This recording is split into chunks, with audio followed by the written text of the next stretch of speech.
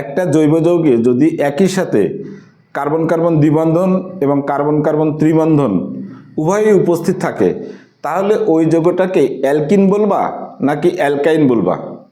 আবার দ্বিবন্ধনের দিক থেকে নাম্বারিং করবা নাকি ত্রিবন্ধনের দিক থেকে নাম্বারিং করবা? জৈব যৌগের নামকরণের ক্ষেত্রে এই সমস্ত নিয়মাবলী নিয়েই আজকের ক্লাস। অর্থাৎ আজকের ক্লাস হলো ইউপ্যাক বা জেনেভা পদ্ধতিতে জৈব যৌগের নামকরণ। সেই 1828 সালে ল্যাবরেটরিতে জৈব যৌগ প্রস্তুত হওয়ার পরের থেকে সময়ের সাথে সাথে শত শত হাজার হাজার লক্ষ লক্ষ জৈব যৌগ ল্যাবরেটরিতে প্রস্তুত হওয়া শুরু করলো। এবং আগের ক্লাসে আমরা বলেছি যে জৈব যৌগের নামকরণের ক্ষেত্রে কোনো সুনির্দিষ্ট নীতিমালা ছিল না। সাধারণ বা প্রচলিত পদ্ধতিতে এবং উদ্ভূত পদ্ধতিতে যৌগগুলোর নামকরণ করা হচ্ছিল। কাজেই এত অধিক সংখ্যক যৌগের নাম মনে রাখাটা চ্যালেঞ্জিং না, প্রায় অসম্ভব হয়ে দাঁড়াচ্ছিল। যার ফলে সকল বিজ্ঞানীদের কাছে তখন মনে হলো যে জৈব যৌগগুলির নামকরণের ক্ষেত্রে একটা সুনির্দিষ্ট নীতিমালা প্রণয়ন করা দরকার। আর এই উপলক্ষে 1892 সালে সুইজারল্যান্ডের জেনেভাতে যে রসায়ন সম্মেলন হয়েছিল, সেই রসায়ন সম্মেলনে কার্বন শিকল এবং কার্যকরী মূলকের উপর ভিত্তি করে জৈব যৌগের নামকরণের যে নীতিমালা প্রণয়ন করা হয়, সেই নামকরণের নীতিমালাকে আমরা ইউপ্যাক পদ্ধতি বা জেনেভা পদ্ধতি বলি। তো জেনেভা পদ্ধতিতে তার জৈব যৌগের নামকরণের প্রধান ভিত্তি কি? কার্বন শিকল এবং কার্যকরী মূলক। প্রত্যেকটা জৈব যৌগে প্রধানত 3টি অংশ থাকবে। 1 নম্বর হচ্ছে প্রিফিক্স, 2 নম্বর হচ্ছে ওয়ার্ড রুট, 3 নম্বর হচ্ছে সাফিক্স। ওয়ার্ড রুট জিনিসটা কি, এটা আগে বোঝো। ওয়ার্ড রুট হচ্ছে কার্বন শিকলের শব্দমূল। যেমন ধরো ইথ হলো ইথেনের শব্দমূল, প্রোপেনের শব্দমূল হচ্ছে প্রোপ, বিউটেনের শব্দমূল হচ্ছে বিউট। আর প্রিফিক্স হলো এই কার্বন শিকলের সাথে যুক্ত অ্যালকাইল মূলক অথবা প্রতিস্থাপক অথবা যে কোনো কার্যকরী মূলক হতে পারে, এরাই হচ্ছে প্রিফিক্স। যেমন methyl, ethyl, chlorobromo, nitro amino, hydroxyl ইত্যাদি যে সমস্ত মূলকগুলি রয়েছে, এই মূলকগুলি হচ্ছে প্রিফিক্স। আর সাফিক্স হলো ওই যৌগটি যে সমগোত্র শ্রেণীর অন্তর্গত, সেই সমগোত্র শ্রেণীর শেষ অংশ। যেমন অ্যালকেনের এন, অ্যালকিনের ইন, অ্যালকাইনের আইন, তারপরে অ্যালকোহলের অল, অ্যালকানেলের অ্যাল, অ্যালকানোনের ওন এবং জৈব অ্যাসিডের অয়িক অ্যাসিড। এই যে শব্দগুলো বললাম, এগুলো সব হচ্ছে সাফিক্স। তো আমরা প্রত্যেকটা যৌগেরই নামকরণের ক্ষেত্রে এই 3টা বিষয়কে প্রধান বা স্কেলেটাল হিসেবে বিবেচনা করে দেন নামকরণ করব। তো যাই হোক, ইউপ্যাক পদ্ধতিতে নামকরণের অনেকগুলো নিয়মকানুন রয়েছে। সবগুলো নিয়মকানুন একবারে বলা সম্ভব না। আমরা প্রধান কিছু নিয়ম উল্লেখ করে তারপরে উদাহরণের সাহায্যে সমস্ত নিয়মগুলো প্রয়োগ করব। অটোমেটিক আমাদের জৈব যৌগগুলির নামকরণ করা হয়ে যাবে ইনশাআল্লাহ। তো সে প্রধান নিয়মগুলো কি? 1 নম্বর হচ্ছে তোমাকে সবচেয়ে বেশি কার্বন সংখ্যা বিশিষ্ট শিকল নির্ধারণ করতে হবে, যাকে আমরা প্রধান শিকল হিসেবে বিবেচনা করব। প্রধান শিকল নির্বাচন করার সাথে সাথে আমাদের ওই প্রধান শিকলের ওয়ার্ড রুট বা শব্দমূলটাকে নির্ধারণ করে ফেলতে হবে। এরপরে প্রধান শিকলের সাথে যুক্ত অন্যান্য যে সমস্ত মূলক, তাদেরকে পার্শ্বমূলক হিসেবে বিবেচনা করতে হবে। তারপরে এই পার্শ্বমূলকগুলিকে নাম্বারিং করতে হবে। নাম্বারিং করার ক্ষেত্রে আবার তোমার নিয়ম রয়েছে। সেটা হলো যে কম সংখ্যক, অর্থাৎ যে সমস্ত মূলককে আগে পাওয়া যাবে সেই দিক থেকে নাম্বারিং করতে হবে। একটু সহজভাবে বললে, সেই দিক থেকে নাম্বারিং করতে হবে কার্বন শিকলের, যে দিক থেকে নাম্বারিং করলে তোমার শাখা বা মূলককে আগে পাওয়া যাবে, অথবা অধিক সংখ্যক শাখা বা মূলক পাওয়া যাবে। একটু অন্যভাবে এটাকে বলা যায় যে নাম্বারিং করার ক্ষেত্রে যে মূলকগুলির যে নাম্বারের যোগফল, সেই যোগফলটা কম হবে যে দিক থেকে, সেই দিক থেকে নাম্বারিং করতে হবে। আশা করি বুঝতে পেরেছো। এরপরে এই শাখা বা মূলকগুলিকে, অর্থাৎ প্রিফিক্সগুলোকে তোমাকে নাম্বার সহ আগে লিখতে হবে এবং এই লেখার ক্ষেত্রে অ্যালফাবেটিক্যালি অনুসরণ করতে হবে, অর্থাৎ ইংরেজি বর্ণমালা অনুসারে আমাদেরকে লিখতে হবে। যেমন মনে করো ইথাইল এবং মিথাইল, এই দুটো মূলকের ক্ষেত্রে আগে ইথাইল পরে মিথাইল, ঠিক আছে? ক্লোরো এবং ব্রোমো এই দুটো মূলকের ক্ষেত্রে আগে ব্রোমো পরে ক্লোরো, এভাবে আর কি ইংরেজি বর্ণমালা অনুসারে যেতে হবে। তারপরে একই জাতীয় মূলক যদি একাধিক থাকে তখন দুইটির জন্য ডাই, তিনটির জন্য ট্রাই, চারটার জন্য টেট্রা, এভাবে আমাদেরকে এই শব্দগুলো যুক্ত করতে হবে। এরপরে দুটি সংখ্যার মাঝে একটা কমা বসবে আর শব্দ এবং সংখ্যার মাঝে হাইফেন বসবে। দুটি শব্দের মাঝে কোনো কমা বা হাইফেন বসবে না। যেমন ধরো ছোট্ট একটা উদাহরণ দিই, 2,3-ডাইমিথাইল হেক্সেন একটা জৈব যৌগ, তাহলে এখানে 2 এবং 3 এর মাঝে কমা বসবে, তারপরে 2,3 পরে কি বললাম, ডাইমিথাইল, তাহলে 3 এবং ডাই এই দুটো সংখ্যা এবং শব্দের মাঝে হাইফেন বসবে, আর ডাইমিথাইল হেক্সেন এর ভিতরে কোনো কমা বা হাইফেন বসবে না, বরং এই পুরা শব্দটা একসাথে বলতে হবে, ডাইমিথাইল হেক্সেন। এটার ইংরেজিতে লিখলে তখন একটা ওয়ার্ডে লিখতে হবে, কিন্তু যেহেতু আমরা বাংলায় লিখবো সেজন্য ডাইমিথাইল হেক্সেন এটা আলাদা করে লিখলে বা পাশাপাশি লিখলে চলবে। আর একদম শেষে হলো নাম্বার সহকারে সাফিক্স উল্লেখ করতে হবে। কিছু কিছু ক্ষেত্রে অবশ্য সাফিক্সের নাম্বার দেওয়ার প্রয়োজন হয় না, তবে অধিকাংশ ক্ষেত্রে নাম্বার সহই সাফিক্সটা উল্লেখ করতে হবে। আসো আমরা উদাহরণের সাহায্যে বিষয়টা দেখি।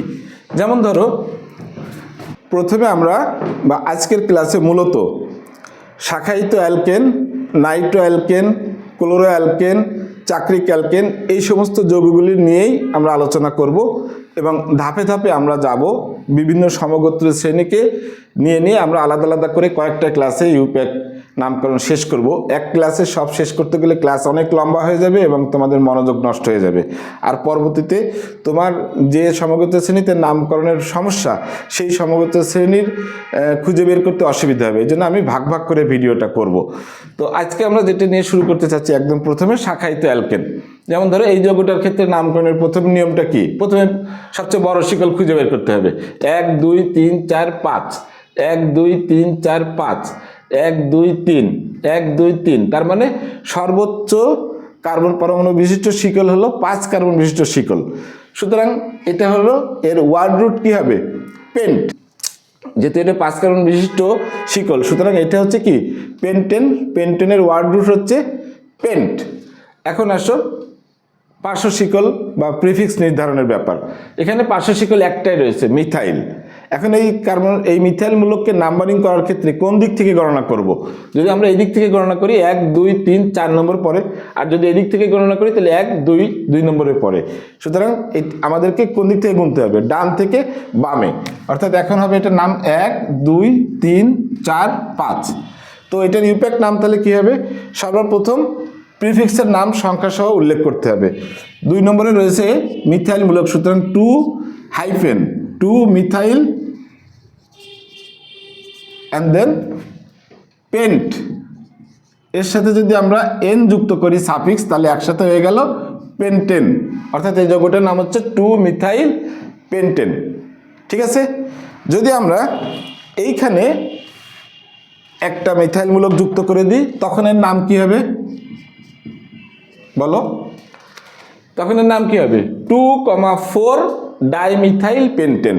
ঠিক আছে, আমরা এটা লিখে দিই, এই যে 2 পরে কমা 2 কমা তারপরে হাইফেন ডাই,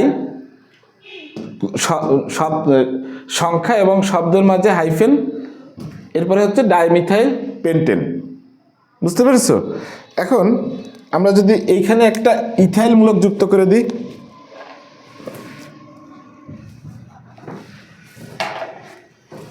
এখানে একটা ইথাইল মূলক যুক্ত করে দিই তাহলে এটার নাম কি হবে, এবার ইংরেজি বর্ণমালা অনুসারে আসবে, অর্থাৎ আগে ইথাইল তারপরে মিথাইল। সুতরাং এই যৌগটার নাম কি হবে 3 ইথাইল, এরপরে হাইফেন 2,3 না 2,4,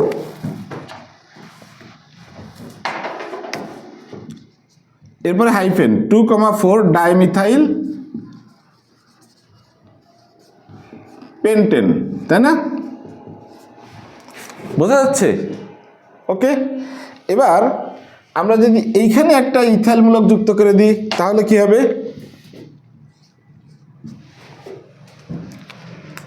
খেয়াল করো, এখানে যদি আমরা একটা ইথাইল মূলক যুক্ত করে দিই তাহলে এখন কি এই দুটো ডাই ইথাইল হবে না, এই ইথাইল মূলক যুক্ত করার সাথে সাথে এখানে কার্বন শিকলের সংখ্যা পরিবর্তন হয়ে গেছে। কারণ কি দেখো 1 2 3 4 5 ছিল তাই না আমাদের, এখন কি হয়ে গেছে এখানে 2টা আছে। সুতরাং এটাকে আমরা ইচ্ছে করলে কি করতে পারি, নিচের দিকে লম্বা করে দিতে পারি, যেমন এইভাবে CH2 CH3। এখন তুমি বলে দেখো তো কার্বন শিকলে মোট কয়টা কার্বন রয়েছে, 1 2 3 4 5 6 অথবা 1 2 3 4 5 6। এইটা কিন্তু ওরকম করার প্রয়োজন পড়েনি, কারণ এটা মাঝখানে ছিল। যখনই ইথাইল মূলক 2 নম্বর মানে দ্বিতীয় কোনো কার্বনে থাকবে যে কোনো প্রান্তের, তখনই ওই ইথাইল মূলক কার্বন শিকলের অন্তর্ভুক্ত হয়ে যাবে এবং শিকল বড় হয়ে যাবে, এই বিষয়টা মাথায় রাখবা। তাহলে এখন এটা কি হয়ে গেছে, পেন্টেন আছে, এটা আর নেই, পেন্টেন নেই, এটা কি হয়ে গেছে হেক্সেন হয়ে গেছে। এখন যদি হেক্সেন হয় তাহলে 1 2 3 4 5 6 এটি হচ্ছে প্রধান শিকল। তাহলে পার্শ্বমূলক কে কে হয়ে গেছে, এটা হয়ে গেছে পার্শ্ব শিকল, এটা হয়েছে আর এইটা হয়েছে, এই তিনটা।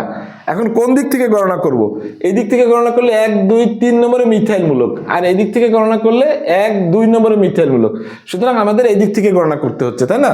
তাহলে কি হলো, এই যৌগটার নাম কি হবে, তাহলে এটা কত নম্বর আছে, 3 নম্বরে, তার মানে এটা 3 ইথাইল, তারপরে 2 নম্বরে একটা মিথাইল আর 4 নম্বরে, তার মানে নাম এখনো ঠিকই আছে, অর্থাৎ 3 ইথাইল 2 4 ডাইমিথাইল। শুধু পেন্টেনের জায়গায় কি হয়ে যাবে, পেন্টেনের জায়গায় হেক্সেন হয়ে যাবে, ঠিক আছে। ওকে, আমরা যদি এইখানে একটা ক্লোরিন পরমাণু যুক্ত করে দিই তাহলে কি হবে, এখানে একটা যদি ক্লোরিন পরমাণু যুক্ত করে দিই তাহলে কি হবে, প্রধান শিকল ঠিক আছে, কিন্তু গণনার লাইন এবার চেঞ্জ করে দিতে হবে। কারণ কি, এই দিক থেকে গণনা করলে 1 2 নম্বরে ক্লোরিন, আর এদিক থেকে গণনা করলে 1 2 নম্বরে মিথাইল। এখন ক্লোরিনকে আমরা প্রায়োরিটি দেব নাকি মিথাইল মূলককে প্রায়োরিটি দেব, আমরা ক্লোরিনকে প্রায়োরিটি দেব। কারণ কি, ক্লোরিন হলো একটা পার্শ্বমূলক আর মিথাইল হচ্ছে একটা পার্শ্ব শিকল, অর্থাৎ এটা অ্যালকাইল মূলক আর এটা হ্যালাইড মূলক বা ক্লোরিন মূলক। সুতরাং অ্যালকাইল মূলক থেকেও তোমার ক্লোরিন মূলকের অগ্রাধিকার বেশি, অর্থাৎ ক্লোরিন মূলক অগ্রাধিকার ক্রমে অ্যালকাইল মূলকের আগে অবস্থিত, যার ফলে এই যৌগটা এখন আর অ্যালকেন নাই, এটা কি হয়ে গেছে, হ্যালো অ্যালকেন সমগোত্র শ্রেণীর হয়ে গেছে। যেহেতু হ্যালো অ্যালকেন সমগোত্র শ্রেণীর হয়ে গেছে, সুতরাং আমাকে এই দিক থেকে গণনা করতে হবে। আশা করি বুঝতে পেরেছো। তাহলে এই দিক থেকে যদি গণনা করি তাহলে এটার নাম কত কি হবে, 1 2, এইটা হবে 3, এটা 4, এটা 5 আর এটা 6, ঠিক আছে। যদি তাই হয় তাহলে কি কি মূলক থাকতেছে, এই একটা মূলক, এটা মূলক, এটা মূলক, নতুন করে আসছে এই আর একটা মূলক। তাহলে সবার আগে এখন কাকে বলবো, অ্যালফাবেটিক্যালি। সুতরাং সবার আগে আসবে 2 নম্বর, সুতরাং 2 ক্লোরো, এরপরে হাইফেন,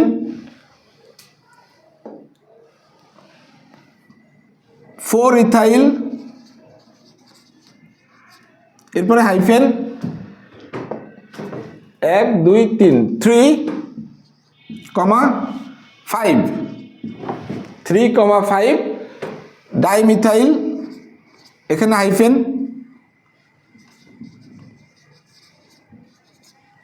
এবং লাস্টে হেক্সেন হবে। বুঝা গেছে। তাহলে 2 ক্লোরো 4 ইথাইল 3, 5 ডাইমিথাইল হেক্সেন, এই হচ্ছে এই যৌগটার নাম। খুব গ্যাদারিং হয়ে যাচ্ছে, তারপরেও আমরা আরেকটা মূলক এখানে যুক্ত করতে চাচ্ছি। যেমন ধরো এখানে যদি আমরা একটা ব্রোমিন যুক্ত করে দিই তাহলে কি হবে,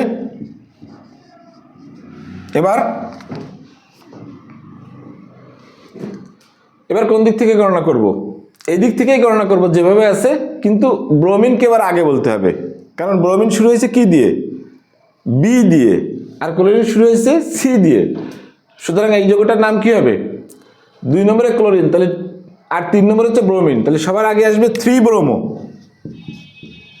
ওকে, 3 ব্রোমো, দেন 2 ক্লোরো, দেন 4 ইথাইল, দেন 1 2 3, 5 আগেরটুকু কমপ্লিট করতে হবে, অর্থাৎ 3,5 ডাইমিথাইল হেক্সেন। যদি আমরা এখানে আরেকটা মূলক নিয়ে আসি, যেমন এইখানে যদি আমি একটা নাইট্রো মূলক নিয়ে আসি তাহলে কি হবে? আচ্ছা, গ্যাদারিং হয়ে যাচ্ছে, বাদ দিই, আমরা নতুন একটা করি, ঠিক আছে? এটা একটা কি যৌগ? এটা এখন পর্যন্ত একটা দুইটা কার্যকরী মূলক রয়েছে, নাইট্রো মূলক, ক্লোরিন মূলক। তাহলে এটাকে কি যৌগ বলবো? নাইট্রো যৌগ বলবো নাকি ক্লোরো যৌগ বলবো?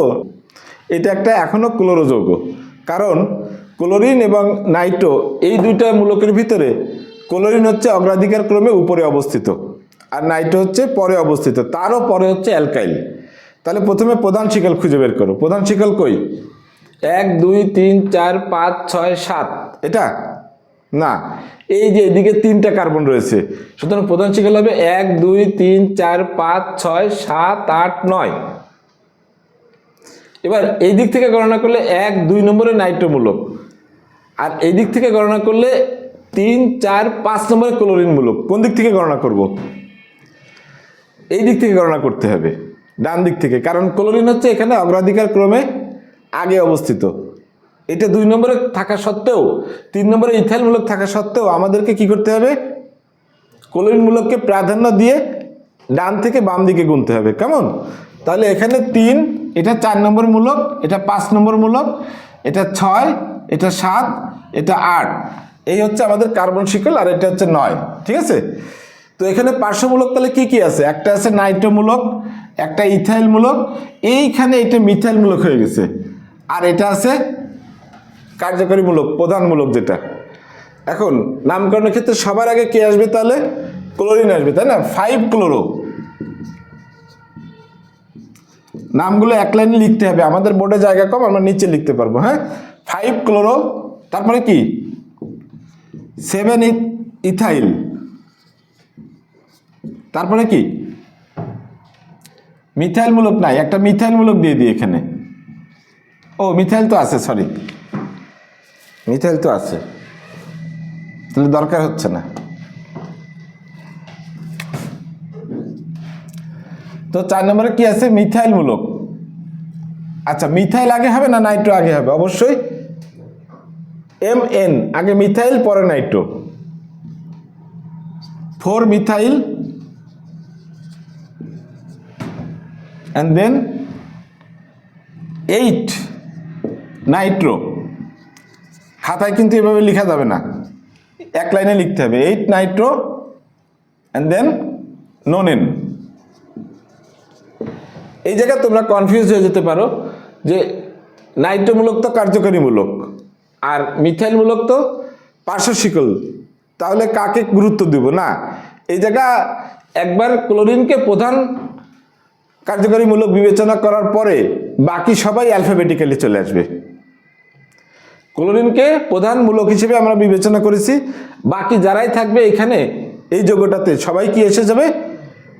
সবাই অ্যালফাবেটিক্যালি আসবে। সেই জন্য আমরা সবার আগে নিয়ে এসেছি 5 ক্লোরো, দেন 7 ইথাইল, তারপরে 4 মিথাইল, তারপরে 8 নাইট্রো নোনেন।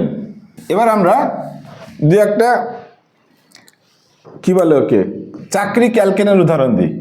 যেমন মনে করো এই যৌগটার নাম কি? এটুকু না থাকলে আমরা এটা আগেই শিখেছি, এটা হলো সাইক্লোপ্রোপেন। যেহেতু এখানে মিথাইল মূলক আছে, সুতরাং এর নাম কি হবে? Methyl cyclopropane. যদি এটা নাম্বারিং একটা যেহেতু করার দরকার নেই, এখানে যদি আমরা একটা মিথাইল মূলক যুক্ত করে দিই তাহলে এর নাম কি হবে?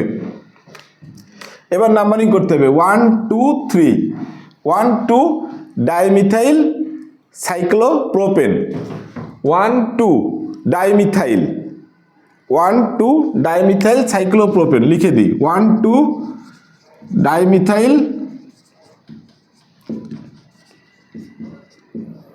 সাইক্লোপ্রোপেন। বোঝা গেছে?